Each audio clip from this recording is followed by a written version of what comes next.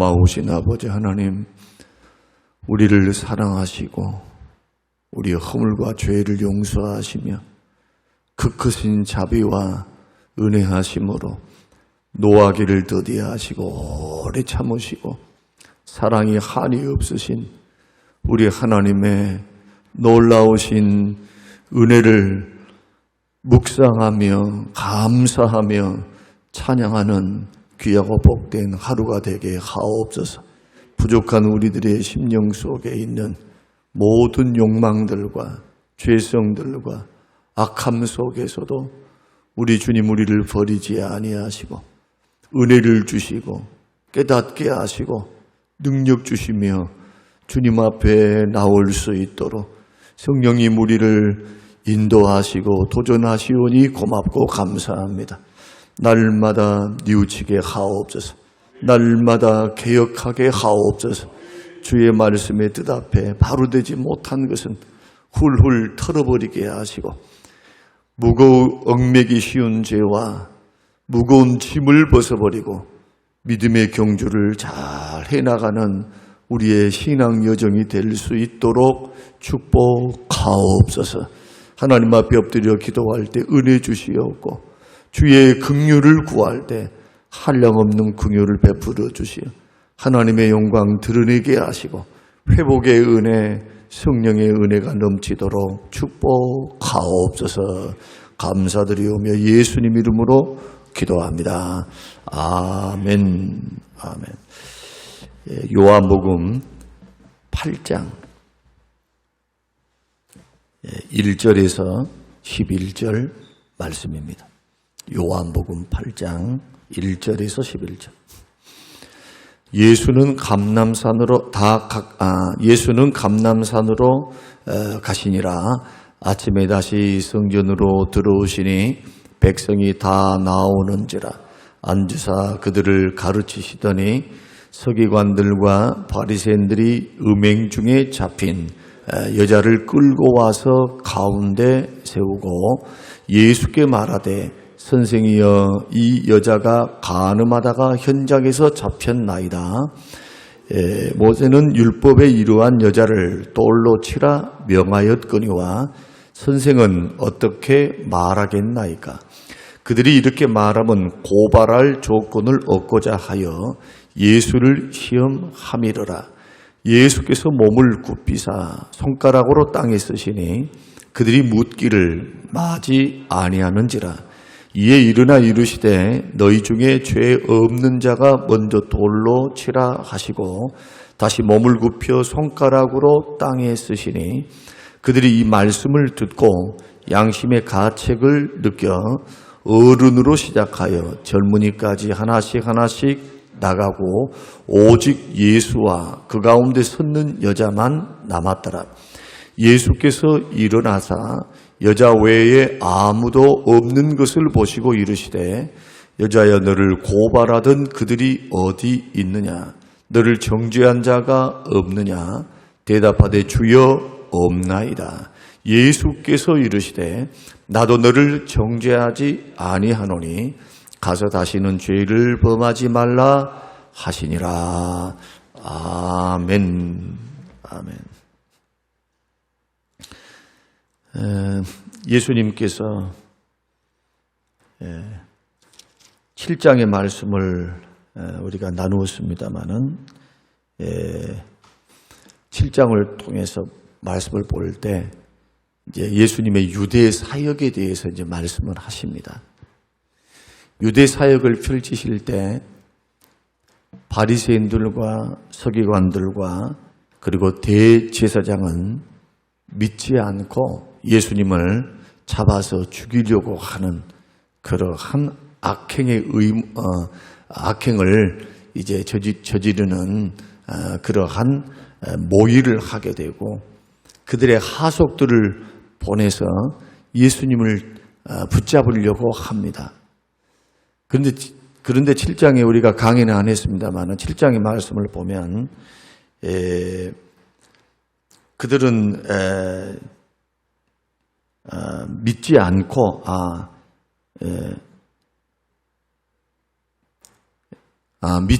그들은 하속들이 붙잡으려고 하는데 자기들이 붙잡을 수가 없는 겁니다. 왜냐하면 백성들이 다 예수님을 또한 많은 백성들이 따르고 있기 때문에 붙잡을 수 있는 환경이 되지도 못했고, 그래서 결국 대제사장들에게 돌아가서 우리가 이만해서 우리가 예수님을 붙잡을 수 없었습니다 라고 이야기를 하게 됩니다.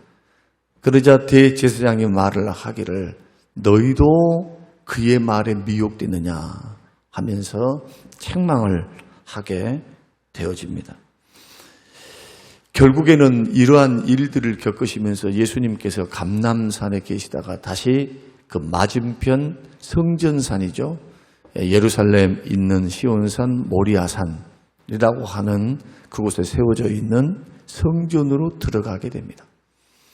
성전에 들어가니까 오늘 본문의 말씀 보면은 서기관과 바리새인들이 음행 중에 잡힌 여인을 끌고 와서 가운데 딱 세우는데 어디다 세웠다는 말입니까? 이방인의 뜰, 여인의 뜰, 아마 여인의 뜰이었다라고 생각합니다. 예루살렘 성전은 그 당시 솔로몬 성전보다도 헤롯이 다시 증축한 성전인데 규모가 2배나 큽니다. 솔로몬 성전의 2배. 그 이유는 헤롯이 에돔 사람입니다. 그런데 분봉 왕이 됐어요. 유대인이 아닌데 왕이 된 것이죠. 백성들이 헤롯을 미워했습니다. 좋아하지 않았어요. 자기 민족이 아니니까. 로마의 식민지에 등을 업고 왕이 되었으니까 얼마나 좋아하겠습니까? 좋아하지 않죠. 그러니까 밀란이 끊이지 않고 헤롯을 탐탁지 않게 생각하는 겁니다. 그래서 민심을 달래기 위해서 그가 내놓았던 카드는 솔로몬이 지었던 그러한 성전과 그리고 스룹바벨이 세웠던 성전보다도 더 큰 성전, 그리고 성벽, 그것을 확장하기 위해서 짓는데 40몇 년이 걸렸다고 하잖아요. 46년인가. 그리고 아직도 짓고 있는, 확장하고 있는 그러한 상황이었으니까 유대인들에게 이렇게 어필을 하는 겁니다. 나는 에돔 사람이지만 하나님을 믿고, 그리고 너희들의 신, 우리의 신인 하나님을 향해서 이렇게 성전을 봉헌한다. 그 가운데 여인의 뜰, 이방인의 뜰을 이렇게 이제 성전에 이제 만들게 되는데, 그곳으로 사람을 끌고 오는 겁니다. 이 여인을 끌고 와서 말을 합니다. 이 여인이 간음죄를 범했는데 현장에서 붙잡혔습니다. 예수님 어떻게 하면 좋겠습니까? 고소할 조건을 찾기 위해서 이 여인의 처리 문제를 예수님께 이제 질문한 것이죠. 시험하는 겁니다. 만약에 율법대로 이 여인을 돌로 쳐서 죽이라라고 하면 지금까지 예수님이 말씀하셨던 나는 의인을 부르러 온 것이 아니고 죄인을 구원하러 오셨다 라는 말씀들을 통해서 예수님의 대부분의 말씀들은 원수까지도 용서하고 죄인들도 용서하라. 사랑의 핵심이 용서입니다. 용서. 마음의 중심에서부터 용서하지 않으면 그 용서가 아니다라고 말씀합니다. 그러니까 조건이 있습니다. 미안하다, 죄송하다, 회개하고 뉘우치면 전제 조건이 회개예요. 그러니까 무조건 용서하는 게 아니고 잘못했습니다. 하나님 앞에 죄였습니다. 자기가 잘못을 저질렀던 그 상대방을 향해서도 죄송합니다. 이걸 가리켜 사과라고 말하기도 합니다. 어찌됐든 간에 뉘우침이 있어야 돼요. 그러니까 뉘우치고 반성하고 회개하면 용서하는 겁니다. 주님의 명령은 뭐냐? 70번씩 7번이라도 용서하라. 뭐 할 때? 형제가 와서 사과할 때 정말 미안하다. 내가 잘못됐다. 뉘우칠 때. 그리고 또 그렇게 하는 것은 이제 별 문제입니다. 그것은 이제 하나님이 하실 거니까. 너가 할 일은 뭐냐? 용서라는 거예요. 여러분들이 자식을 키워봤겠지만 자식들이 다 잘한 거 아닙니다. 자식들이 빗나가게 되면 막을 수가 없어요. 처음에는 내 품에 있을 때는 회초리도 들어보고 꾸지람도 해보고 그렇게 하죠. 그러면은 막 용서를 구하면 어떻게 합니까? 두드려 팼다가도 다시 싸매주는 게 부모의 심정인데 우리 하나님께서는 그런 심정으로 하라는 겁니다. 그런데 사람은 한계가 있어요. 사람은. 왜 우리가 죄를 짓지 말아야 되느냐? 하나님은 용서하지만 사람은 안 그래요. 사람은. 마음에 잔상이 남아요. 잔상. 이미지가 남아있어요. 그러니까 이 부분들을 우리들이 생각할 때 우리가 왜 거룩과 구별됨으로 우리들이 우리 자신들을 잘 지키면서 걸어가야 하느냐. 세월이 지나가면 묻어질 텐데요. 그건 맞는 말이에요. 그 말은. 그러나 드러난 죄는 반드시 대가를 치러요. 여러분, 우리가 왜 회개 생활이 그렇게 중요하느냐 하면은 제가 이런 예를 한번 들어볼게요. 하나님 앞에서 하나님이 분명히 나는 죄를 지었어요. 짓고 있어요. 이게 분명히 죄예요. 근데 하나님이 침묵하시고 계시면 침묵하고 계신다는 말이 뭡니까? 드러나지 않게 하셨다는 거예요. 하나님 다 하실 수 있어요. 하나님의 섭리 가운데 있기 때문에 다 하나님은 하십니다. 그런데 하나님께서 침묵하는 기간이 언제냐? 죄가 들통나지 않는 그러한 때래. 그러한 때는 말씀을 통해서 권면을 통해서 어떤 하나님이 일하시는 방법을 통해서 회개하고 죄를 끊으면 그게 묻혀져요. 수면 위로 드러나지 않습니다. 그러나 그 경고, 하나님의 침묵하심을 오판을 하고 계속 이래도 되는가 보다. 죄에 이제 물들어가지고 그 길로 계속 걸어가게 되기 시작하면 그 다음부터는 하나님께서 나팔을 부십니다. 나팔을 분다는 게 뭐예요? 들통이 나서 그 다음부터는 그 모든 것 수습을 당하는 것은 본인이 당하는 거예요. 여러분 이것을 기억하셔야 돼요. 그러니까 우리들이 자녀들을 키울 때도 마찬가지. 부모는 자녀들의 잘한 것만 칭찬하지 않습니다. 그건 사랑이 아니죠. 누구든지 할 수 있는 거예요. 그건 잘한 거에 대해서는. 그래 잘못함에 대해서는 책망을 해야 돼요. 잘못함에 대해서도 칭찬만 하면서 그냥 오냐 내 새끼 내가 이렇게 하면 될 거야. 천만의 말씀이요. 이것은 성경의 가르침이 아닙니다.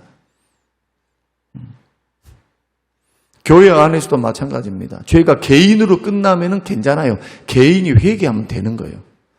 그러나 교회 전체 문제가 되면 그건 달라요. 그것은 더 이상 퍼지지 않기 위해서 누룩을 제거하는 겁니다.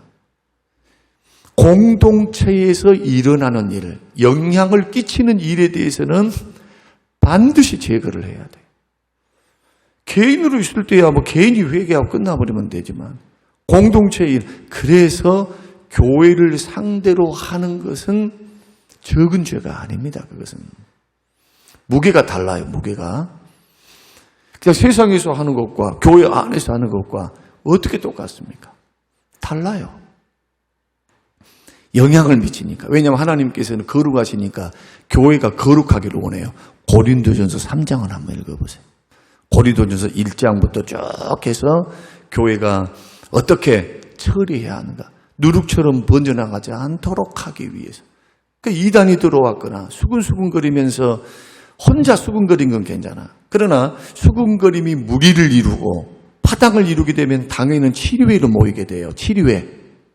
행정이 이제는 사법하는 것과 같은, 물론 감옥에 보낸 것은 아니겠죠. 그래서 수찬정지를 하거나 아니면 권면을 하거나 아니면 이 문제를 교회 안에 있는 이 문제를 사랑으로 우리가 이제 해결하는 그런 해결한 방법인데, 사랑하는 마음으로 그걸 끊으라고 불러서 이야기를 하는 거, 이것도 하나의 다 뭐냐? 권징에 해당하는 겁니다. 말로 할 때.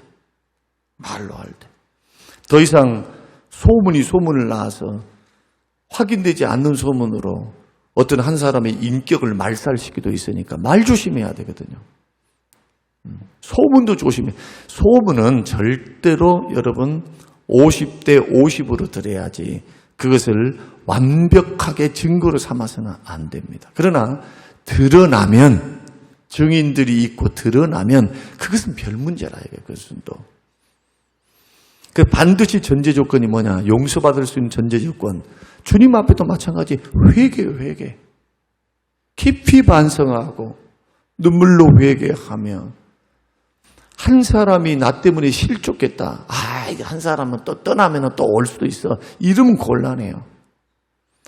한 영혼을 만드신 분이 하나님이시기 때문에 그 영혼을 귀히 여겨야 삭군이 안 되는 거예요. 삭군이. 살리고 세우고 빠져나오게 만들고, 이런 노력들이, 그래서 목회자들이나 교회는 사랑하는 마음으로 권면하고 때로는 책망하면서 돌아오기를, 이단에 빠진 사람도 마찬가지죠. 그렇게 하는 겁니다. 그 회개가 전제돼야 된다. 뉘우칠 줄을 모르면 그 끝이요. 뉘우칠 줄을 모르면. 그러나 깊이 반성하고 교회에 덕이 되지 못하고, 심지어는 보십시오. 자, 누차 말하지만 덕이 되지 않으면 안 해야 돼요. 아무리 내가 자유가 있어도 덕이 되지 않으면, 봉사를 열심히 하는데 그냥 사람을 판단하고 비판하고 정죄하면 그 사람에 대해서 어떻게 되겠어요? 정죄하면, 판단하고 비판하면 사람을 살리는 것이 아니라 사람을 죽이는 것이 되는 거예요. 덕이 안 돼요. 일만 잘할 뿐이지. 이런 부분들 늘 강조하는 겁니다. 그 대부분 보면은 교회의 문제는 앞서가는 사람들이 문제지, 교회에 이제 나와가지고 있는 성도들의 문제는 크게 작용하지 않습니다. 왜냐하면 개인 문제니까. 교회 안에서 영향력이 없으니까, 그랬어요. 그런 일이 있었어요. 이렇게 하면서 지나가는 거예요. 그러나 앞서가는 사람들은 다르단 말이에요. 이제 직분이 귀하고 우리의 소명이 귀중하기 때문에. 그래서 무거운 거예요. 책임이. 장로님들의 도덕적인 것이 어떻게 가볍겠어요? 무겁지. 평신도 하고 이제 있는 성도하고 어떻게 똑같을 수가 있겠어요? 근데 이것을 모르는 분들이 있어요. 이것은. 다시 말씀드리면 개인의 문제는 개인으로 끝납니다. 그러나 이것이 공동체의 문제가 발생되면 가만히 있으면 안 되는 거예요. 교회는. 그 교회를 상대로 하는 것은 절대로 어리석은 일입니다.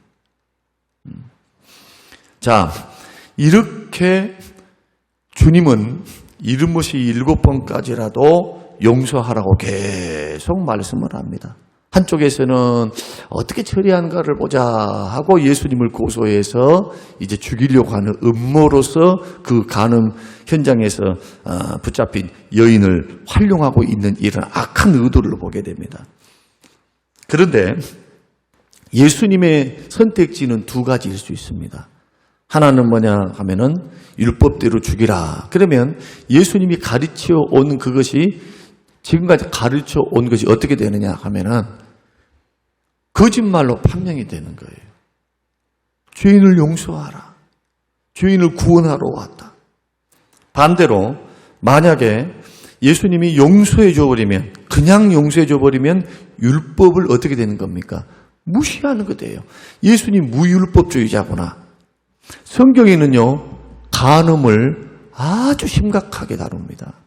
성경 죄 가운데서 여러 가지 죄들이, 사형죄도 똑같이 율법에서는 돌로 쳐서 죽여야 되고, 간음죄도 마찬가지. 도덕죄를 하게 되면은 배상이라도 해요. 배상하고 풀려날 수 있어. 이것은 죄가 성경에서 말하는 그 죄가 모든 것이 다 물론 하나님 말씀이니까 중요하지만 결국에는 이러한 부분들이 인식이 있기 때문에 오늘날에도 이 문제에 있어서는 심각하게 다루게 되는 것을 우리가 이제 보게 되는 겁니다. 예수님은 어떻게 처리하실랍니까? 묻는 자들에게 예수님 한 말씀도 대답 안 해요. 처음에는 예수님께 땅에 글을 쓰는데 다른 성경에 보니까 글을 2번 써요. 글을.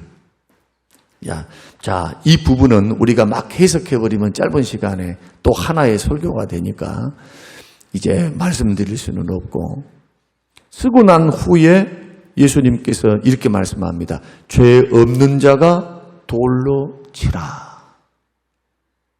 그러자 어른으로부터 어린 아이에 이르기까지 모든 사람들이 다 슬슬슬 도망가 버려요. 자, 이 말씀은 죄 없는 자가 너희들이 돌로 치라 라는 말씀을 듣고 사람들이 양심의 가책을 받았다는 거죠. 그러면 이 부분이 해석이 돼야 돼요. 도대체 이 사람들이 이 예수님 말씀을 듣고 왜 슬슬 도망가 버렸을까? 이 말씀은 이런 것과 같습니다. 만약에 너희들이 율법으로 이 여인을 정죄하여 돌로 쳐 죽이기를 원한다면, 그러면 너희 중에 율법을 온전히 지킴으로 나는 율법의 정죄를 받지 않을 자신이 있습니다. 맹세할 수 있느냐? 만약에 그렇게 자신 있는 사람이 있다면 먼저 돌을 치라는 거예요. 그래서 언제나 교회에서 죄가 발생하면, 저는 지금까지 그렇게 처리했어요. 죄가 발생을 하면 언제나 제가 먼저 권면을 했습니다. 목사의 권면입니다. 사랑하는 마음으로 그 편에 있어서 어떤 것이든 지금까지 그래왔어요. 제가 품는 목회 한다 했잖아요. 그렇게 해서 해결되지 않는 게 하나도 없었어요. 해결되지 않는 거. 권면하고 어떤 마음으로? 사랑하는 마음으로. 긍휼히 여기는 마음으로, 불쌍히 여기는 마음으로. 왜냐하면 이게 주님이 죄인들을 바라보시는 주님의 마음입니다. 나를 바라보는 주님의 마음이 긍휼이에요, 긍휼. 치근한 마음. 간음하다가 현장에 잡혀있는 여인이 얼마나 두려워 떨었겠습니까? 지금 죽을 위기예요. 그리고 어떤 마음으로 서 있겠습니까? 막 뻔뻔스럽게 막 고개를 들면서 막 이렇게 있었겠습니까? 용서를 바라는 마음, 살려주기를 바라는 마음, 뉘우치는 마음, 이런 마음으로 서 있는 거죠. 벌벌벌 떨면서. 그러니 주님이 그 여인의 뭘 본 겁니까? 무조건 용서했을까요? 아니죠. 그러면은 회개하지 않는데 어떻게 용서를 해요? 무조건 용서는 주님의 용서가 아닙니다. 죄인을 구원하실 때도 마찬가지. 주님이 먼저 믿음을 심으시고 그를 구원하셔서 변화시킬 때 뭐가 따라옵니까? 회개와 믿음이 따라와. 이걸 가리켜 회심이라 그래요. 믿음만 있는 게 아니고 뉘우침이 있어요. 회개가 따라오는 거예요. 회개하고 복음을 믿으라. 이게 구원의 균형입니다. 구원받은 믿음의 열매예요, 열매. 회개에 합당한 열매. 회개와 믿음.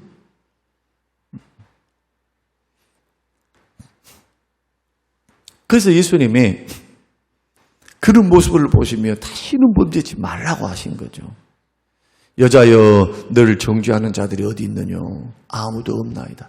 나도 너를 정죄하지 아니하노니 다시는 범죄하지 말라. 이렇게 말씀하십니다. 그러면 자, 이 여인들은 군중들은 다 떠났다는 사실을 통해서 우리가 이제 배울 게 있는데, 첫째는 뭐냐? 예수님은 이 여인이 분명한 죄인으로 인정하셨다는 것.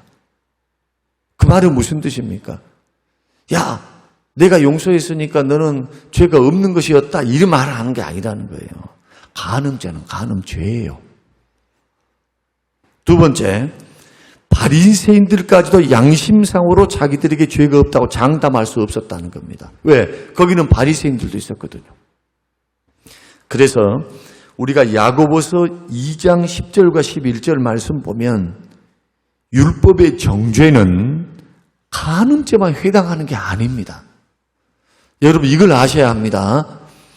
누구든지 온 율법을 지키다가 그 하나에 거치면 모두 범한 자가 되나니 간음하지 말라 하신 이가 또한 살인하지 말라 하셨은즉 내가 비록 간음하지 아니하였어도 살인하면 율법을 범한 자가 되느니라. 다시 말씀드리면 사람들은 자꾸 특정한 죄에 대해서만 크게 생각하는 경향이 있어요. 물론 성경에서 그것을 중하게 다르기 때문에 사람들의 인식이 그럴 수 있는데 하나님의 마음은 다릅니다. 또한 살인죄나 간음죄나 중범죄, 소위 말해서 큰 죄에 대해서만 주님은 죄라고 말씀하지 않고 십계명 중에서 모든 것이 다 죄인데 십계명을 어기면 그 가운데 하나가 뭐냐 하면 십계명의 10번째가 이웃의 아내를 탐내고 이웃의 물건을 탐내고 물건, 나귀, 짐승, 여인만 해당하겠습니까? 남의 남편을 탐내는 것도 마찬가지죠. 마음과 생각으로 지은 것도 뭐가 되는 겁니까? 10계명을 어기는 게 돼요. 10계명 중에서 9개를 잘 지켰는데 하나를 어기게 되면 율법을 어기게 되는 겁니다. 그래서 율법으로는 우리가 구원받을 수가 없어요. 율법의 정죄를 피할 수 있는 사람이 한 사람 없어요. 왜? 율법을 다 지킬 수 있는 사람이 없으니까. 그래서 예수님이 이 땅에 오사 율법 아래에 오셔서 율법을 다 지키셨고 우리의 죄, 그분이 죄가 없으신 그분이 우리를 위해 십자가에 죽으심으로 우리의 모든 죄를 용서하신 거예요. 여러분, 자식들을 바라볼 때도 마찬가지고 주변에 있는 형제들을 바라볼 때도 마찬가지입니다. 나는 깨끗한데 너는 죄를 지었다. 이런 식으로 바라보면 안 돼요. 이런 식으로 대해서도 안 됩니다. 실망할 수도 있고 그래요. 그러나 절대로 주님의 마음은 그 마음 아니에요. 회개하고 뉘우치면 용서해줘야 돼요. 받아줘야 되고 용서해줘야 돼요. 그래서 회개가 살 길입니다. 사람 사이도 마찬가지고 하나님 앞에도 마찬가지예요. 어떤 것이라도 회복이 일어납니다. 그러나 아까 서두에서 말씀드린 것처럼 사람의 세계에서는 주님은 다시는 기억지 아니하시니까 우리 주님 앞에서는 용서받고 은혜 가운데 살지만 그러나 사람들 사이에서는 이것이 알게 모르게 정서적으로 남게 되니까 이것을 어떻게 그러지 말아라 한다고 될 문제가 아니단 말이에요. 이것은 다 개인의 문제니까. 그런 의미에서 우리가 실수를 할 수도 있고 넘어질 수도 있지만 이것이 반복이 되면 안 되는 거예요. 반복. 끊고 버리고 하나님 앞에 머물러 서서 하나님 앞에 서 있어야 여러분 어떻게 하겠습니까? 그래야 변화되었구나, 뉘우쳤구나, 회복되었구나 이렇게 걱정이 안 되고 신실하게 믿어주는 게 되는 거예요. 믿어주는 게. 양치기 소년이 되면 안 돼. 자꾸 거짓말로 일관하고 거짓말로 그렇게 하면 어떻게 믿어요? 어떻게? 남들이 아무리 말을 해도 안 믿어. 이제 그때부터는. 자기가 도움이 필요했을 때 늑대가 왔어요. 정말 왔어요. 해도 에이 또 장난치고 있어. 우리는 이솝 우화 가운데 그것을 보게 되면서 뭐가 지혜인가? 우리 모두는 다 죄인이면서 의인입니다. 허물이 있고 실수할 수 있고 넘어질 수 있어요. 그래서 죄 지은 사람을 바라보면은 갈라디아서 6장에서도 온유한 마음으로 그를 권면하고 책망하고 너가 그를 이끌어내라. 온유한 마음으로 이끌어내라는 거예요. 죄에서 건져내라는 거예요. 그러나 이 말씀도 있습니다. 너도 그 사람의 넘어짐을 보고 거울로 삼아라. 너 자신을 살피라는 거예요. 너도 그런 죄에 빠지지 않도록. 정죄해서는 안 됩니다. 정죄와 심판은 누구만 합니까? 하나님만 하시는 거예요. 우리를 구원하신 하나님, 만드시는 하나님만 하는 거예요. 사람은 긍휼히 여기고 불쌍히 여기고 기도해주고 돌아오기를 바라고, 이것이 교회 공동체가 또한 개인이, 예수 믿는 개인이 해야 할 은혜성, 예수님이 죄인들을 사랑하시고 긍휼히 여기신 주님의 마음을 담는 겁니다. 이것을 놓고 여러분 기도 열심히 하셔야 합니다. 주변에 보면은 많은 일들이 있잖아요. 그러면서 당사자는 어떻게 해야 되느냐? 다시는 죄를 지으면 안 돼요. 이 다시는 이라고 하는 헬라어 말씀은 무슨 뜻이냐 하면 지금부터라는 말입니다. 지금 이후로부터. 다시는 이라니까 어느 시점에서 이런 일들이 아니고 지금부터 그런 그런 부분 다시는 하지 말라는 겁니다. 지금 이 순간부터. 그래서 우리는 이 교훈을 통해서 자꾸 정죄하려고 하는 것이 앞섭니다. 좀 여기에 빠져버려. 자꾸. 뭔가 좀 교회 안에서 문제가 생기고 이렇게 하면은 막 사람을 정죄하려고 그래, 정죄. 여러분, 그런 눈으로 바라보면 안 돼요. 절대로. 이것은 성경이 말씀하고 주님이 말씀하시는 방법이 아니에요. 어떻게 바라봐야 되느냐? 나도 죄인이다. 그들과 같은 죄를 범할 수 있다. 이런 사실을 생각하면서 불쌍히 여기는 마음을 가지고 대해야 돼요. 살리는 게 목적이에요. 세우는 게 목적이에요. 그래서 개인이 권면해서 끝날 일이면 그냥 끝난 거예요. 그러나 회개하지 않고 뉘우치지 않으면 두세 사람 증인을 데리고 이야기를 해야 되고, 그래도 그렇게 하면 교회에다 공포를 하는 거예요. 이게 하나님께서 말씀하신 죄를 처리하는 절차입니다. 그래서 반드시 당사자들은 해야 할 것은 뭐냐? 죄에서 떠나야 한다. 하나님 앞에서 회개 열매를 맺어야 한다. 말도 행동도 그런 부분에 있어서 조심하면서 이것을 거울로 삼고 걸어가는 것은 좋은 교훈이 돼요. 이렇게 회개하면 성숙해집니다. 합력하여 선을 이룹니다. 인생을 겁없이 살지 않아요. 살아갈 때 우리가 죄송합니다만 똥 오줌을 무서워서 피합니까? 더러워서 피하죠. 이제는 분별하게 돼요. 뭐가 덕인가? 뭐가 정말로 교회를 위한 것인가? 나의 영혼을 위한 것인가에 대해서 알게 됩니다. 이것을 여러분 기억하시고, 오늘 이 말씀이 이제 8장 쭉 해오면서 우리가 요한복음 1장에서부터 오늘 말씀들 이어져 가고 있습니다. 저와 여러분들이 이러한 부분들을 생각하고 주변에서 일어날 때마다, 형제들을 바라볼 때마다 여러분 이러한 시각을 가지고 여러분 승리하게 되시기를 주님의 이름으로 축원합니다. 고마우신 아버지 하나님, 고맙고 감사합니다. 오늘 주신 귀한 말씀을 듣습니다. 하나님 아버지, 이 말씀을 통해서 우리들이 섣불리 정죄하거나 섣불리 판단하는 어리석음을 범하지 않도록 도우시고, 드러난 죄에 대해서 주님 하나님 앞에 엎드려 기도하며 불쌍히 여기며 주님 나아갈 수 있는 믿음의 마음들을 우리에게 부어주시며, 무엇보다도 다시는 그 죄를 짓지 않도록 깨어 경성할 수 있는 믿음, 주여 나도 넘어질 수 있음을 바라보고 하나님 앞에 깨어있도록 역사하셔서 마귀의 올무에 넘어지지 않도록 우리를 붙들어 주시옵소서. 감사드리오며 예수님 이름으로 기도합니다. 아멘.